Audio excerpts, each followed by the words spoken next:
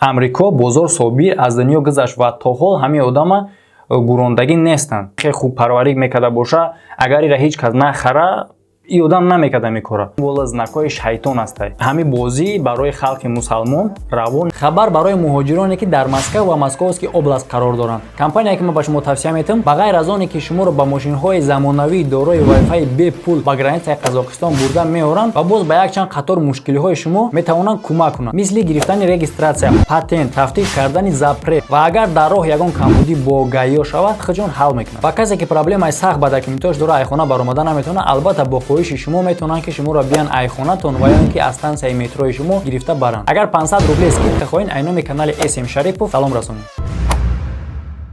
ҳамада салом дӯстон, бародаро, бо шумо аст Муҳаммад Шарипов ва бародаро, дар навори имрӯза якчанд хабарҳои гуногун аст. Навора сар мекунем, дар бораи як бозӣ гап мезанем. Бозӣ чӣ ба дар бораи бозӣ?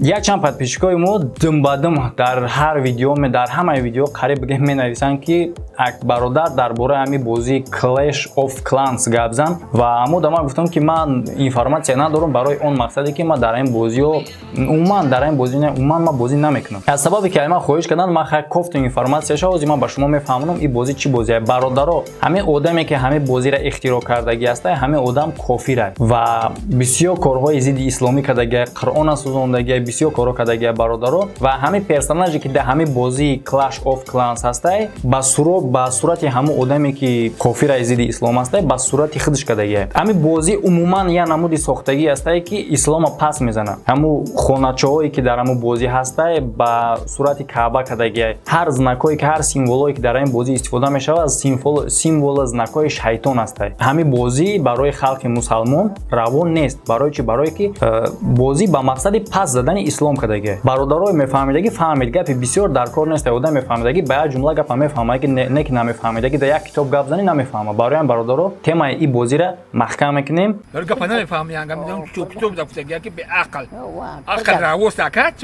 Ва мавзи умуман гап мезанам дар бораи дигар бозиҳо ва умуман дар бораи ҳамаи бозиро раво буданаш ё ки раво набуданаш ҳар як одам метавонад ки худш дар худш савол бита ва худш ҷавобша бигира. Яъне чӣ хел? Бародаро, чӣ хеле ки ҳамаи мо медонем, гаронтарин чиз дар ҳаёти мо и умри мо астае ва умри мо иборат аз дақиқаву сонияу секундаш астае. Соати 1 соат 2 соате ки мо дар любой бозӣ сарф мекунем, и ҳамун вақти умри мо ҳастае ки мо инро баргардонда наметавонем ба чӣ намуд маблағе ки набоша. Ва бародаро, мо бояд ҳаракат кунем ки ҳамин вақтҳои худмона як самтида бигзаронем ки ба мо як манфиат биёра, ба мо як фоида биёра. Барое ки бозӣ ба шумо раво боша ё ки набошад, дилхоҳ бозиёра шумо бозӣ кунен. Вақте ки 1 соат ё 2 соат бозӣ кардем, баъди бозиро ба анҷом расондан бахтон савол битен ки ҳамин 2 соати гаронбаҳои умри худам ман дар ин бозӣ сарф кардам, оё ма ягон манфиат, ягон фоида ай ҳамин бозӣ ба худам гирифтам ё не? Агар ҷавоб ба шумо омад ки ай худтон ҷавоб омад ки бале, ман дар инҷа бозӣ кардам,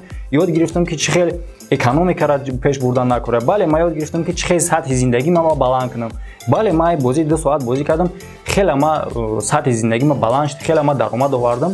Агар ҳамин хел савол ответ ба шумо омад, бале бародаро, бозӣ равай. Не ки баъде ки шумо 2 соатона гузарондем, баъд ба худтон савол додем ки 2 соат ман ҳамҷа бозӣ кардам, чӣ манфиат овардам? Ответ боша ки ҳичи. Хай худтон фикр кунед бародаро, ҳамин хел бозӣ карданаш раво аст ё не? И хели савола бародаро одам бояд напурса. И хели чиза намепурси, и хели чиз худш ҳамун савол худш ҷавобша мега. Мисли бозӣ. Бале бародаро, и интихоби шумоае. Бихоҳем бозӣ кунем, бихоҳем бозӣ накунем. Не ки пеш аз оне ки дар чӣ бозие ки набоша бозӣ кардаантон вақтон ҳамин савола битен. Ман бозӣ намекунам. Барои чӣ? Барое ки ман ҳисоб мекунам ки ягон бозӣ нестае ки барои ман манфиат биёрад. Агар ҳам хел бозии пайдо шуд ки барои ман манфиат биёрад, бародаро, ссилкаша партоед, ман мегирам скачат мекунам, бозӣ мекунам. дӯстон, веҳкидаи як сокини 26-солаи Ҷаббор Расулова дастгир мекунад ки як ҷои мирғпарвариро иҷора гирифтагӣ будае, дар ҳамунҷо хуг мепарвардае.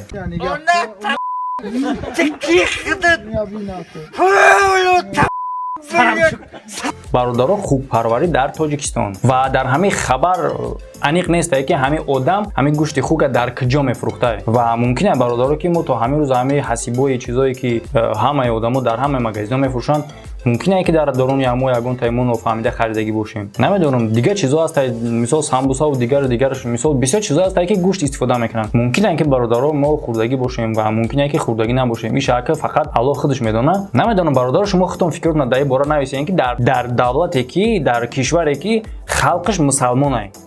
Хуг чизе ки дар ислом ҳаром аст. Пас ки мехара ира? Ва агар ки ҳамин одам ҳамин хеле хуб парварӣ мекарда боша, агар ира ҳеҷ кас нахара, ин одам намекарда мекора. Пас маълум мешавад ки ира касе мехарида, ҳамида фоида мераса ки ҳамин одам ҳамин хел корша пеш мебурда. Ва бародаро чӣ сабаб мешавад ки ҳамин одам дастгир мекунанд? Ҳамин одам андози давлата ба маблағи 72,000 сомон зиёд споридагӣ набуда. Даҳшатш ин нест, даҳшатш ҳамин ки ҳамин гӯшта ки да фурӯхтагӣ ва ин гӯшта то имрӯза ки хӯрдагӣ.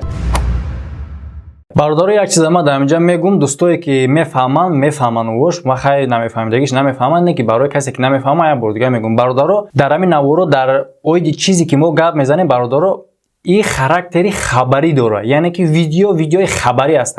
Оиди ҳамон одамое ки ман дар борашон гап мезанам, ман худам медонам ки ҳастанд, чӣ ҳастанд ва чӣ кор кардагӣ ҳастанд. Дар комментария нагӯед ки ту тарафдорӣ мекунӣ ё ки ту бетарафӣ мекунӣ. Ман ягон кас да тарафдорӣ, ягон кас да чизӣ намекунам. Ман фақат хабара дар шумо мерасонам. Ва ҳозир бародаро бо як хабар дигара мегӯм ки ҳозир бо дар комментария ман дар ҳарчи менависанд, ман медонам ки Бозор Собир кӣ буд. Ва ҳамаи шумо ман медонам ки ҳамаи шумо ҳам медонед Бозор Собир кӣ буд.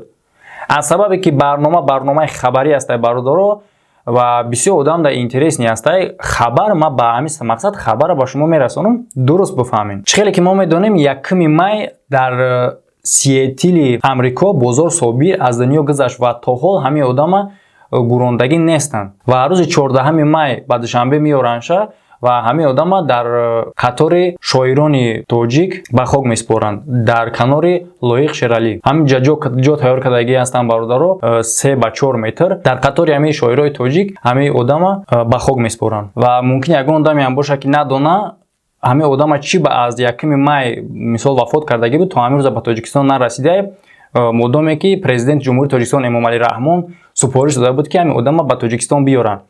Бародаро дар як хабар ман хондам ки ҳамин одама ба ҳамин мақсаде ки то ҳозира ба Тоҷикистон овардагӣ нестанд ки ин одам шаҳрванди Америка будагӣ ва аз соли 1995 то ҳамин сола дар Амрико зиндагӣ кардагӣ. Ва ҳамин сабаб бародаро хай шумо худтон мефаҳмед ки одам шаҳрванди дигар ҷое, мисол ӯра ҳуҷҷат тахт кардан бисёр кор мекаша. Ҳамин сабаб то ҳозира овардагӣ нестанша ва 14 май бояд ки ба Тоҷикистон ба душанбе бирасад. Хай бародаро дар паноҳи худо бошед. Касе ки дар шабака обуна нест, бародаро канали шумо аст, яъне ки видеоҳое ки дар ҳамин канал меборад шумо тамошо мекунед. Бароям бародаро дар канал обуна шавед. Чӣ шумо дар канал обуна намешавед дар канали худтон?